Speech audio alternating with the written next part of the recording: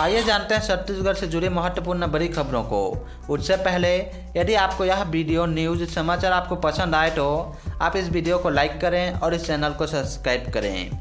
आइए जानते हैं पहली बड़ी खबर। छत्तीसगढ़ी एक्ट्रेस को लुटेरों ने ट्रेन में मारा मुक्का। ज्योत्सना बोली, रीवा बिलासपुर एक्सप्रेस में गेट लॉक कर 20 यात्रियों से लूटपाट। आरपीएफ जीआरपीएफ से भी नहीं मिली मदद। अभी मारा तो कटनी के आउटर में हमारी ट्रेन रुकी और वहाँ पर एक इंसान ने खिड़की से मेरा पर्स और मेरा फ़ोन खींचने की कोशिश की और जब मैंने उसका हाथ बहुत ज़ोर से पकड़ रखा था तब उसने मुझे एक मुक्का मारा। आप देख सकते हैं कि मेरा आँख ब्लैक पड़ गया है, यहाँ पर ये पूरी स्वेलिंग है।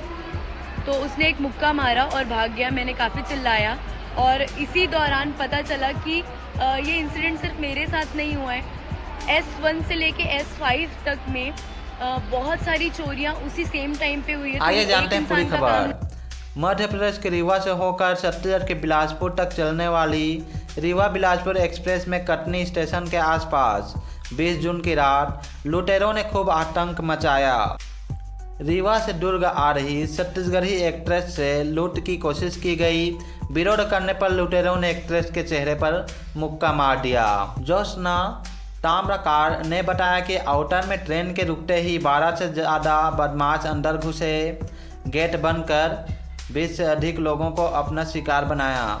उन्होंने इस घटना की शिकायत भी की, लेकिन आरपीएफ और जीआरपी से कोई मदद नहीं मिली।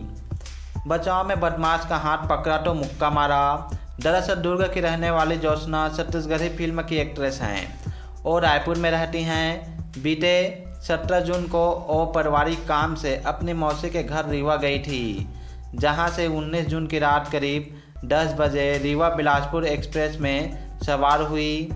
ट्रेन में स्लीपर कोच में स्लाइड लोअर बर्थ मिला था। रात करीब 2 बजे ट्रेन कटनी स्टेशन पहुंची। तभी ज्योत्सना अपनी सीट पर मोबाइल देख रही थी। बैग सिरहाने पर था। इसी दौरान खिड़की से लुटेरे आए, मोबाइल और बैग लूटने की कोशिश की, जिसका ज्योत्सना ने विरोध किया। इस दौरान एक बदमाश के हाथ को कसकर पकड़ लिया। नहीं छोड़ने पर बदमाश ने मुक्का मार दिया। मारपीट में आंख के नीचे चोटें आई।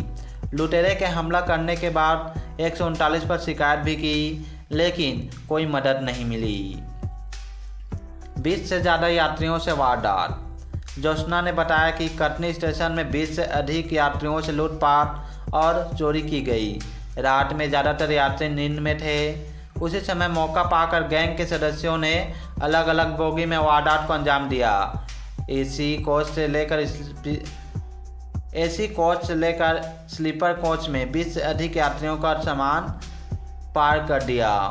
ट्रेन में की रेकी, गेट बंद कर वारदात को दिया अंजाम। ज्योत्सना ने बताया कि लुटेरों ने स्टेशन पहुंचने से पहले ही गेट को बाहर से बंद कर दिया था, ताकि यात्री हंगामा न मचा सके।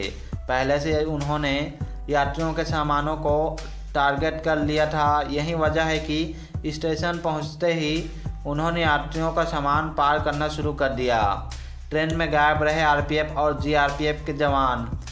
ज्योत्सना ने बताया कि ट्रेन में सुरक्षा के कोई इंतजाम नहीं थे, न तो आरपीएफ के जवान थे और न ही जीआरपी। जब उन्हें पता चला कि कई यात्रियों से इस तरह की वारदात हुई है, जिसके बाद 139 में कॉल कर शिकायत की। उन्हें बताया गया कि अगले स्टेशन पर सुरक्षा बल आएगा, लेकिन वहां भी कोई नहीं आया।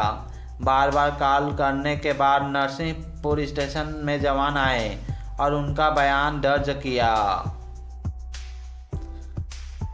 आइए जानते हैं दूसरी बड़ी खबर। छत्तीसगढ़ में घर आने वाला था, तिरंगे से लिपटा पहुंचा जवान। उत्तराखंड में 50 मीटर गहरी खाई में गिरा शिवपाल।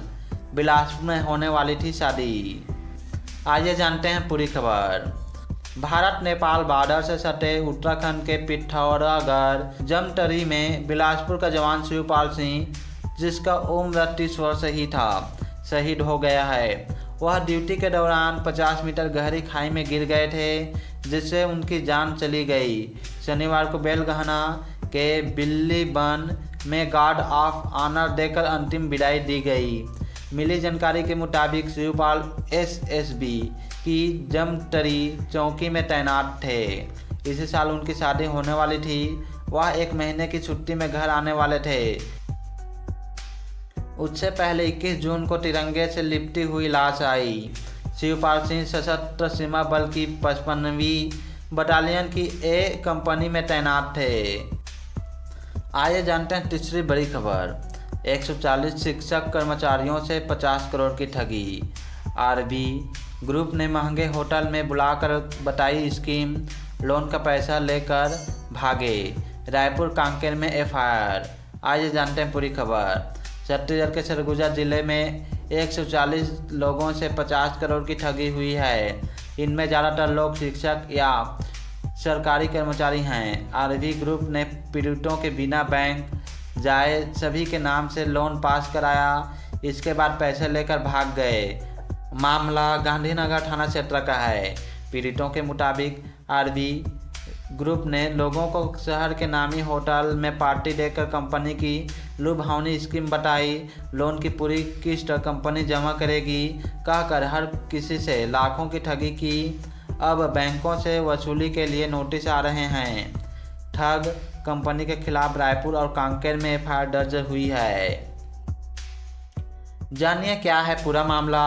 दरअसल अंबिकापुर के गांधीनगर निवासी शिक्षिका पवित्रा लकड़ा ने 1 अप्रैल 2025 को सरगुजा एसपी से ठगी की शिकायत की थी।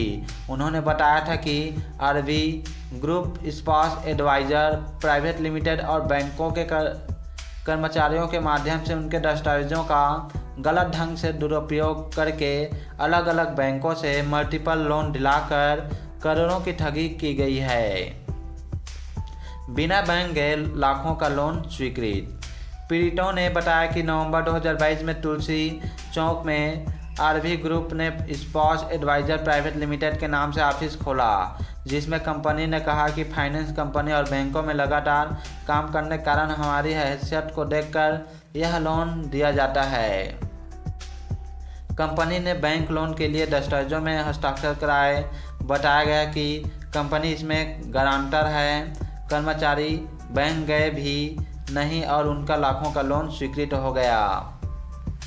कर्मचारी बैंक गए भी नहीं और उनका लाखों का लोन स्वीकृत हो गया। जाने शिक्षक कैसे हुए ठगी का शिकार।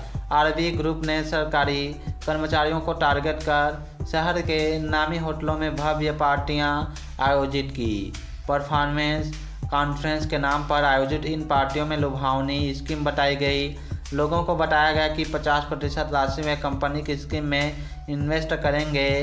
उनके लोन की पूरी राशि कंपनी अदा करेगी। कर्मचारियों को लाखों रुपए का मुनाफा मिलेगा। आरबी ग्रुप ने दफ्तर में फॉर्म भरवाए, हस्ताक्षर लिए और ठगी के शिकार लोगों का लाखों रुपए का पर्सनल लोन अलग अलग बैंकों से फाइनेंस हो गया।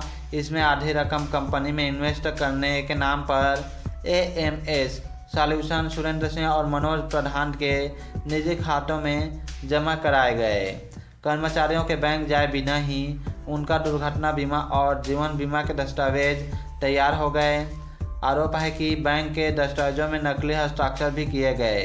इन्वेस्टमेंट करने वालों को गारंटी के तौर पर चेक भी दिए गए, जिसमें हस्ताक्षर ही फर्जी है।